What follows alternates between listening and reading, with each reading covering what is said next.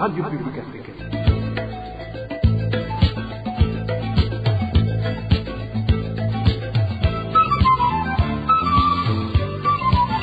Radio Publique Africaine.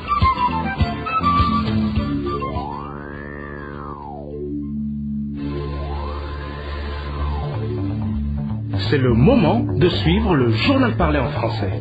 À la présentation, Émile Nivasumbo. Bienvenue dans ce journal du 7 mars 2022 dont voici les principaux titres.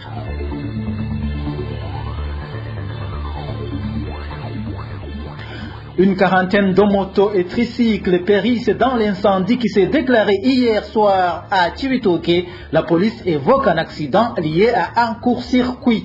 Et pas de passage côté burundais aux frontières burundo-rwandaises. Même si le Rwanda a procédé à la réouverture des frontières ce matin, les négociations sont toujours en cours, déclare le ministre burundais des Affaires étrangères.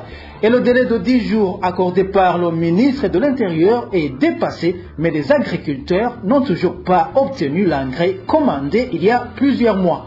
Voilà pour les titres. Le développement, c'est tout de suite.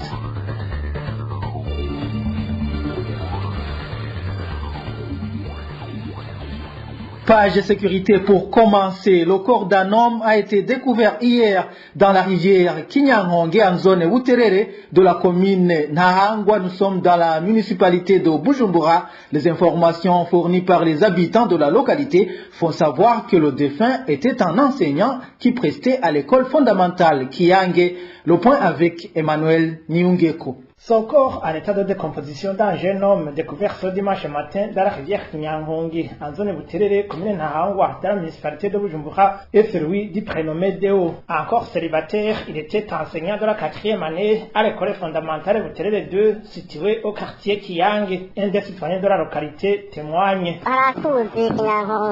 Il y a une rivière Kinyangonge qui sépare le quartier Buterere 2B et le quartier Kabusa, en zone Buterere de la commune Nahangwa. C'est là où nous avons découvert hier dimanche matin le corps de cet enseignant de la 4e année prénommé Deo. Nous demandons donc qu'il y ait des enquêtes pour identifier les auteurs de ce crime.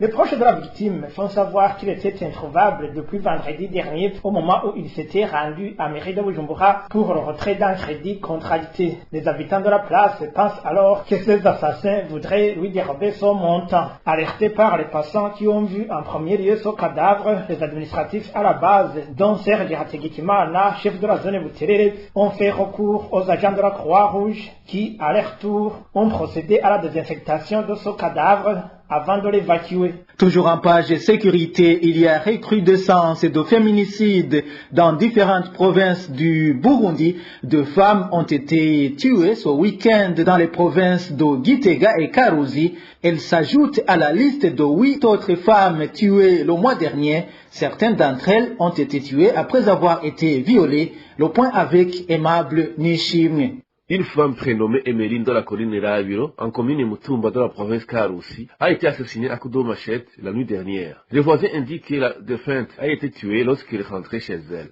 Le corps a été découvert par les passants d'Ali Bananere sur le chemin qui mène chez la victime. Son bourreau l'aurait attaqué lorsqu'elle rentre. C'était vers 21h. Il l'a tué à coups de machette au niveau de la tête et du cou. Concernant la personne qui serait derrière son meurtre, on soupçonne une personne qui avait enceinte la victime puisqu'elle est morte en grossesse. Un certain Innocent Koubrimana, soupçonné d'être responsable de la grossesse, a été arrêté pour des raisons d'enquête. En province Gitega, une femme nommée Francine Zigimana a été retrouvée morte ce dimanche à son domicile situé au quartier Nyamugari dans la ville de Gitega. Les habitants de la localité indiquent que la victime était une prostituée et qu'elle a été tuée à coups de gourdin le soir de ce samedi. 4 personnes dont 2 hommes et 2 femmes ont été arrêtées pour des raisons d'enquête. Ces victimes allongent la liste de 8 autres femmes tuées dans différentes provinces du pays. 7 ont été assassinées après avoir été violées par leurs bourreaux dans les provinces Bubanza, Karusi, Muramvya et Bururi.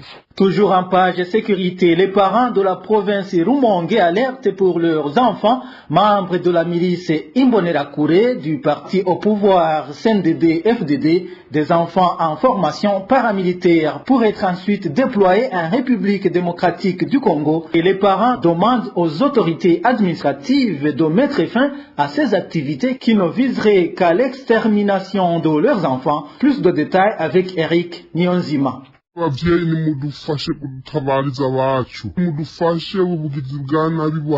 C'est la voix d'un des parents vivant dans la province de Rumonge qui s'y prie et plaide pour leurs enfants, se trouvant parmi les Imbonerakure du parti CNDD-FDD qui depuis bientôt une semaine sont en train de suivre des entraînements paramilitaires. Selon ses parents, ces entraînements paramilitaires se déroulent très tard la nuit, depuis 2 heures jusqu'à 4 heures au stade de football situé sur la colline Mbuga dans la commune Rumonge. Ces Imbonerakure proviennent de différentes communes de la province de Rumonge.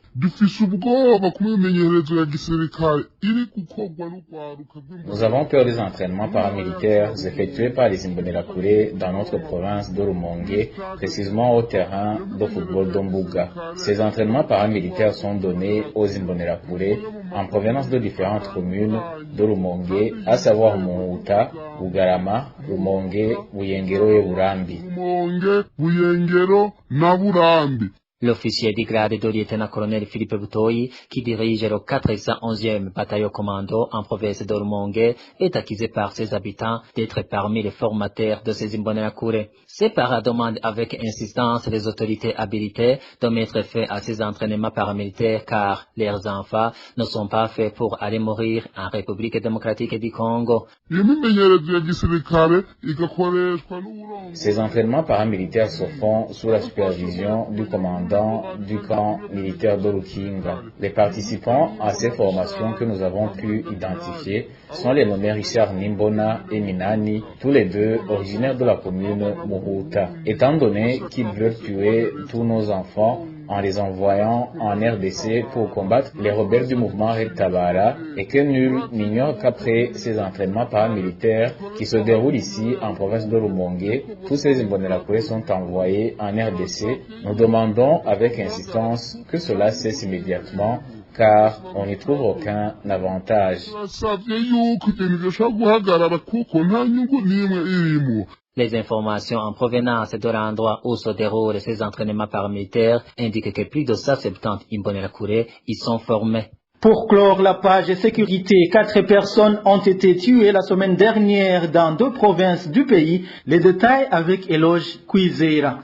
3 personnes ont été assassinées à Mairie de Bujumbura. La première est en sûreté Dewo, enseignant à Kofoki Yang. Son corps a été découvert en zone Bouteré le matin de ce dimanche. Sa famille indique que la victime était introuvable depuis vendredi passé. La deuxième personne tuée est en sûreté Mevendo Wiman, surnommé Bouregeya, était militaire du grade de l'adjudant chef. Il a été retrouvé mort tout près de la rivière Nahangwa entre la 20e et la 21e avenue de la zone Buyenzi. Sa famille a trouvé son corps mercredi dernier à la morgue de l'hôpital Prince Jachar à Mairie de Bujumbura. Adjudant chef Mevendo Wiman était porté disparu depuis 3 jours. La troisième personne tuée à Mairie de Bujumbura est renommée Salomo Niyomungere, adjudant de l'hôpital Prince Jachar à Mairie de Bujumbura. Son corps a été découvert dans un caniveau situé au quartier INSS en zone Rohero mardi dernier. Les sources sur place indiquent que la victime a été étranglée par des inconnus. Lui aussi était porté disparu depuis un jour. La dernière victime répertoriée par la RPA est originaire de la province Gitega. C'est une femme du nom de Francine Nzimenya. Elle a été retrouvée morte à son domicile au quartier Nyamugari, au chef-lieu de la province Gitega, le matin de ce dimanche. Les circonstances de ce meurtre restent mystérieuses et l'auteur du crime n'est pas connu. 4 personnes ont été arrêtées pour des réseaux d'enquête.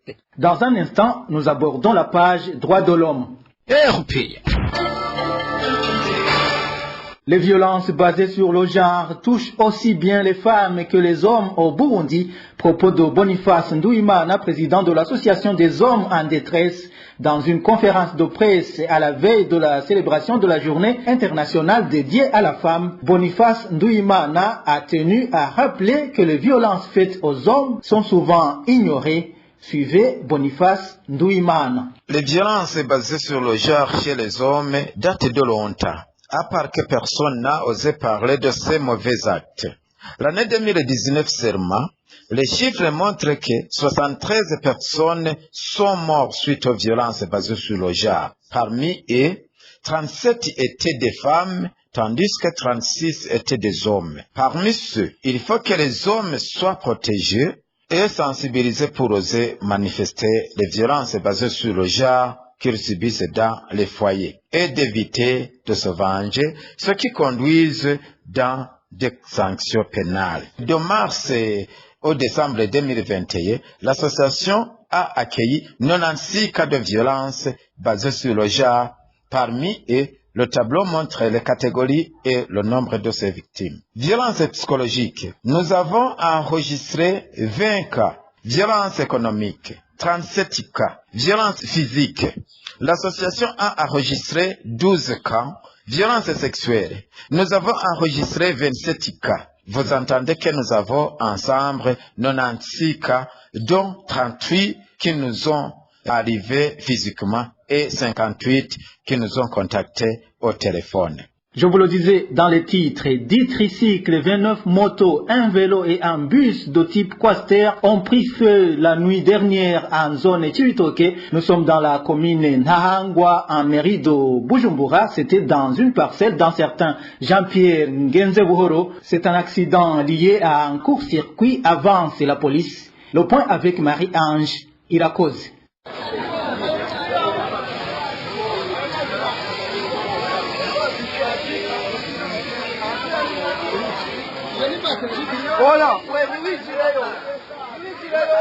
Nous sommes exactement à la 4e avenue, numéro 58 de la zone Chibitoke, chez le nommé Jean-Pierre Ngenzebuhoro, une parcelle qui sert de garage.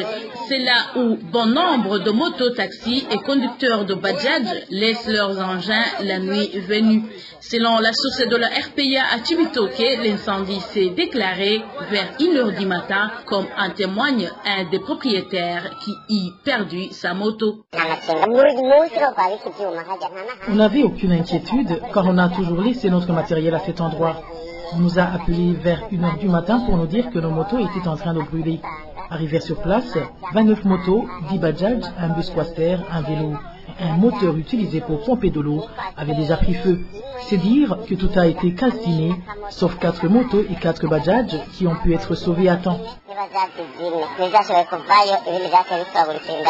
Un contrat signé entre le propriétaire de cette parcelle et les propriétaires de ces moyens de transport stipulait qu'une fois volé, le propriétaire remboursait automatiquement la victime, raison pour laquelle ils sont inquiets car le propriétaire est introuvable depuis l'incendie.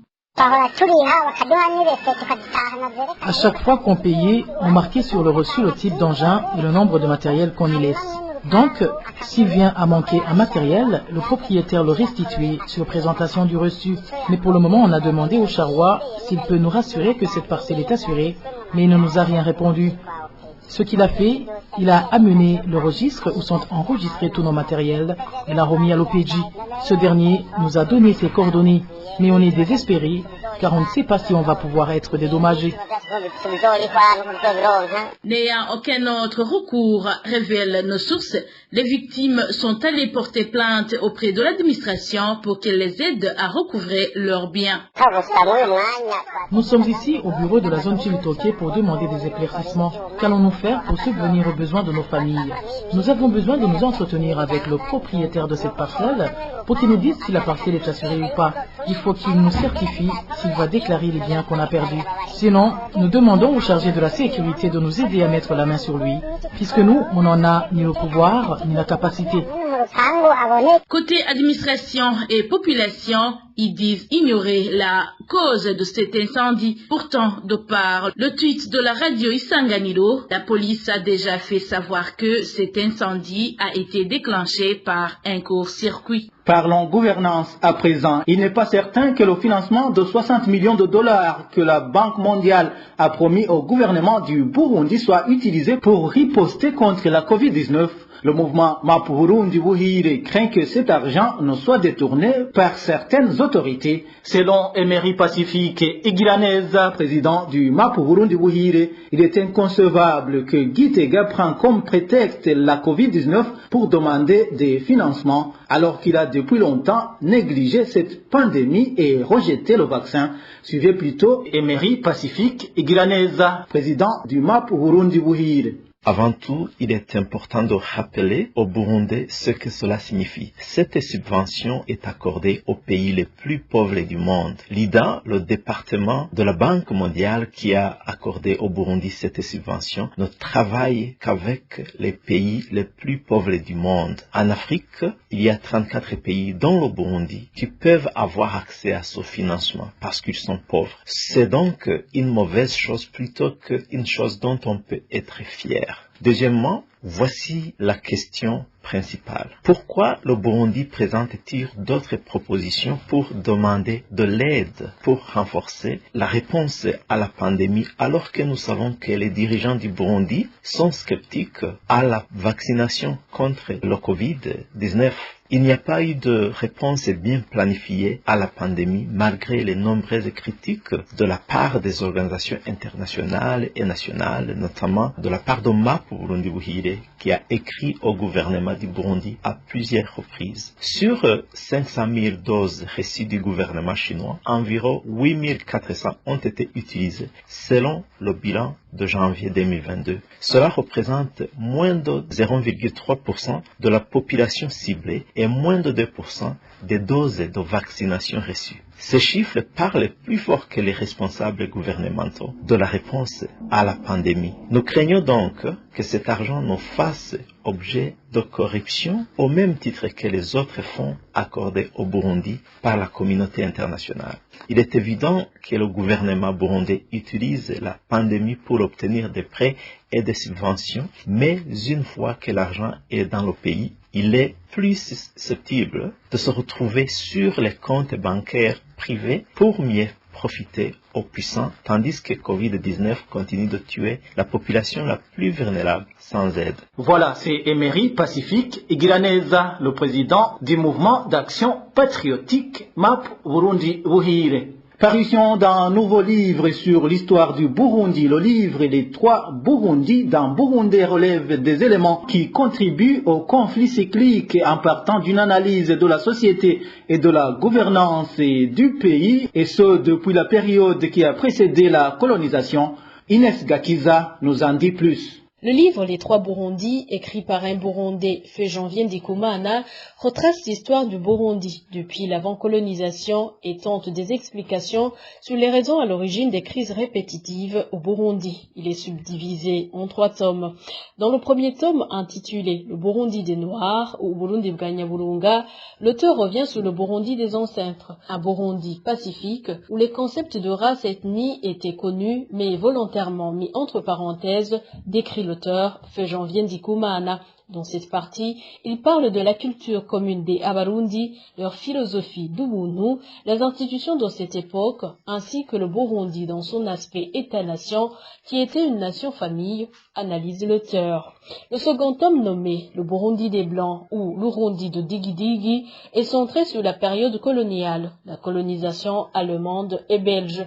Il part de l'historique de la colonisation, quand et comment les colons se sont appropriés le Burundi, tous les changements faits jusqu'à l'indépendance du Rwanda-Urundi, deux pays qui avaient été mis ensemble par les colonisateurs. L'auteur conclut cette partie que la démocratie laissée par les colonisateurs était non préparée et mal encadrée. Les Burundais ont eu un faux départ et ainsi encaissé un recul sur le plan moral et religieux, souligne l'auteur du livre Les trois Burundi. Enfin, la troisième partie, le Burundi des Blancs Noirs ou le Burundi de Nyabudigi, parle de la période post-indépendance. Selon l'auteur, le Burundi était devenu un Burundi de haine et de division.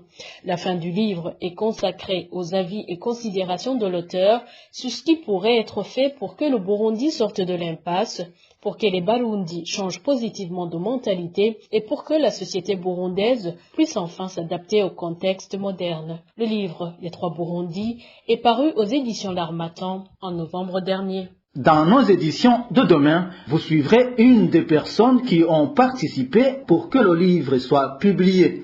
Dans un instant, nous parlons coopération.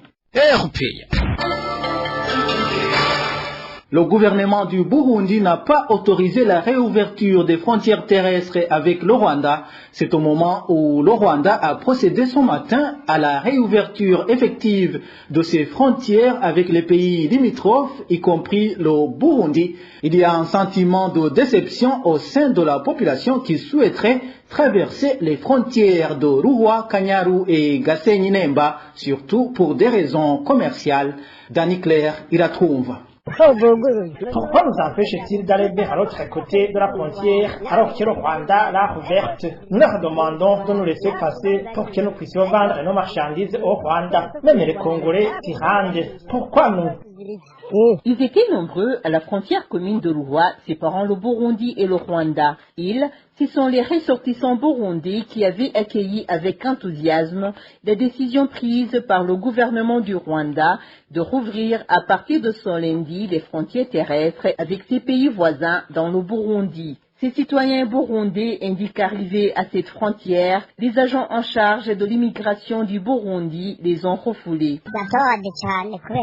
Nous avons vraiment été choqués de constater que la frontière est toujours fermée du côté du Burundi au moment où les autres pays ont décidé de rouvrir. Arrivés ici, nous avons été étonnés. Ils nous ont dit que nous sommes dépourvus de honte. Ils nous expliquaient que le président de la République du Burundi n'a pas encore officiellement annoncé la reprise des échanges avec le Rwanda. La situation était identique pour les Burundais qui se trouvaient le matin de ce même lundi aux frontières de Kanyaru et de Gasenyi-Nemba. Cette population, constituée en grande partie de petits commerçants, indique que les conséquences seront énormes. Depuis ce dimanche, après avoir reçu la nouvelle, nous avons pris les prêts nous octroyés par les associations dont nous sommes membres et nous avons acheté des mandarines et des citrons dans l'espoir de les revendre au Rwanda. Nous ne savons plus sur quel pied danser. Nous allons essayer de voir comment acheminer ces fruits vers Bujumbura pour récupérer au moins une partie de notre investissement avant qu'il ne se détériore. Auparavant, nous vivions de la vente de ces fruits, mais maintenant, beaucoup de nos enfants sont atteints de maladies liées à la malnutrition. Nous demandons au président de la République de réagir à cette situation dans les meilleurs délais. La fermeture des frontières terrestres entre le Burundi et le Rwanda avait été décidée par les autorités burundaises le 15 mars 2020, poussant le Rwanda à la réciprocité le 21 de ce même mois. Selon Albert Shingiro, le ministre des Affaires étrangères burundais, les négociations avec le Rwanda pour mettre fin au conflit opposant les deux pays n'ont pas encore abouti. Toutefois, Albert Shingiro reconnaît que ces dernières avancent bien. Le Burundi pourra alors annoncer la date de réouverture dès qu'il le jugera nécessaire. Suivez plutôt Albert Shingiro, c'est le ministre burundais en charge des relations extérieures. Mais vous savez, chaque pays prend ses décisions de façon souveraine. Donc si la République seule du Rwanda a pris la décision d'ouvrir ses frontières, c'est une décision souveraine que nous apprécions, que tout le monde apprécie. Mais pour le cas du Burundi, cette décision n'est pas encore prise. Mais comme je l'ai dit en langue nationale, nous sommes en train de normaliser les relations avec le pays frère, le Rwanda. Le dialogue est très avancé à plusieurs niveaux, mais il n'est pas encore à sa fin. Nous y travaillons encore. Le jour où ce processus de normalisation prendra fin, nous vous mettrons au courant. Sinon, à ce stade, les frontières du pays avec ce pays sont encore fermées, mais nous pensons qu'avec le temps, bien sûr, avec l'aboutissement de ce processus de dialogue entre nos deux pays en vue de la normalisation de nos relations, nous pensons que quand même, à un certain moment, ces frontières seront réouvertes, mais pour le moment, la décision n'est pas encore prise. Albert Shingiro, ministre des Affaires étrangères du Burundi, s'est exprimé à la radio-télévision nationale du Burundi. Et je vous le disais dans les titres, certains agriculteurs de différents coins du pays n'ont toujours pas vu l'engrais FOMI qu'ils ont pourtant commandé depuis plusieurs mois. Ils indiquent qu'ils sont perturbés dans leurs activités agricoles. Éloge Divin Remesha a parlé à certains d'entre eux. Les cultivateurs de différentes localités du pays révèlent que jusqu'à présent l'engrais FOMI n'est toujours pas disponible. Ce cultivateur de la province de Kayanza dit qu'aujourd'hui ils ne savent plus à quel sens se vouer. L'engrais FOMI est devenu un produit très rare. Il est difficile de trouver même un kilogramme. Les gens vivent actuellement dans le désespoir, vu le retard qu'on a déjà enregistré. Même si on disponibilisait cet engrais, il ne nous serait d'aucune utilité. Même son de cloche en province de Karoudzi. Les agriculteurs de cette province déplorent que le gouvernement ait interdit l'exportation de l'engrais chimique alors qu'il n'est pas à mesure de satisfaire la demande des agriculteurs. Souvent, on nous dit que cet engrais FOMI va être disponible d'un moment à l'autre, mais on a attendu en vain sa distribution. La mesure du gouvernement d'empêcher l'importation de l'engrais tue lentement. Avant qu'elle ne soit prise, on pouvait avoir de l'engrais facilement. Il y avait par exemple l'engrais DAP en provenance de la Tanzanie qui était disponible partout. Aucun agriculteur ne se lamentait du manque d'engrais. La situation se présente ainsi alors que plus de 90% de Burundais vivent de l'agriculture. À propos de ces engrais organo-minéraux, environ 2 semaines viennent de s'écouler après que le gouvernement ait promis à la population de les disponibiliser dans 10 jours. Toutefois, certaines sources au sein du gouvernement nous avaient signalé que ce n'était que de la poudre rosier. Josiane Mouzanaise. Les 10 jours accordés par Gervais Ndirakobucha ne pouvaient pas suffire pour servir tout le pays. Même les 15 jours réclamés par les responsables de l'usine FOMI ne pouvaient pas suffire pour produire tout l'engrais dont les agriculteurs ont besoin. Dans le mini-magazine au cœur de la société de la synergie des médias, RPA, Inzamba et Renaissance, du 26 février dernier, nos sources nous ont indiqué que l'engrais destiné à la population a été vendu aux pays voisins, principalement en République démocratique du Congo. Selon nos sources au sein du ministère de l'Agriculture et de l'Élevage, le 27 janvier dernier, tout l'engrais que les agriculteurs avaient commandé était déjà produit avant que la décision de l'exporter dans les pays voisins ne soit prise par les hautes autorités. Les gouverneurs des provinces ont été corrompus pour faciliter l'acheminement de l'engrais vers les frontières. Selon toujours nos sources, le pays avait besoin de devises et c'était le moment opportun. Comme les prix des engrais ont grimpé d'une manière spectaculaire depuis l'année dernière, certains passant du simple au double au marché international, nous ont précisé nos sources toujours lors du mini-magazine au cœur de la société. Pour produire environ 40 000 tonnes d'engrais dont les agriculteurs avaient besoin, l'usine FOMI n'était pas capable de le faire même si l'on lui accordait un mois. Nos sources se basaient sur des chiffres. Selon eux, FOMI produit 600 tonnes par mois dans des conditions optimales et dans un mois, c'est moins de 18 000 tonnes. Or, les agriculteurs ont besoin de plus que cela, même si FOMI avait déjà distribué une petite quantité d'engrais selon nos sources. Le fait d'accorder 10 jours à l'usine par le ministre de l'Intérieur et de la Sécurité n'était que de la poudre aux yeux pour endormir les agriculteurs. Selon les mêmes sources, nous n'avons pas pu joindre le ministre Gervais Ndirakobucha, mais selon nos sources, l'engrais en provenance de l'usine FOMI sera disponible alors qu'il sera déjà trop tard pour la plupart des agriculteurs. Voilà, c'est par ici que nous mettons un point final au journal du 7 mars 2022. Merci à vous tous qui nous avez suivis. Émile Nibasumba, j'étais à la présentation. Au revoir.